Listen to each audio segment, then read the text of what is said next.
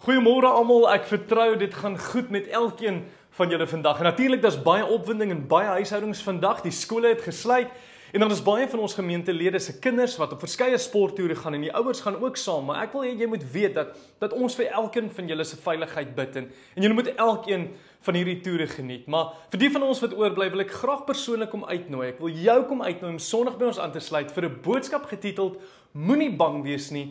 Vertrou op God se beloftes. Nou kom ons wees eerlik, vriende.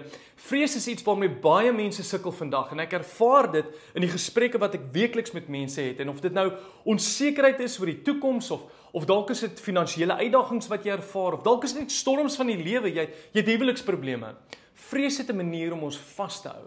Maar hier is die goeie nuus, julle, God het nooit beplan dat ek en jy in vrees moet leef nie. In Jesaja 41 vers 10 sê God vir ons, moenie bang wees nie, want ek is by jou. En dis 'n belofte waarop ek en jy kan staat maak. En hierdie Sondag gaan ons 'n bietjie dieper delf in God se woord om te sien hoe ons vrees kan vervang met geloof, vriende, hoe ons sy beloftes kan omhels en hoe ons met vertroue kan wandel, ongeag wat voorlê.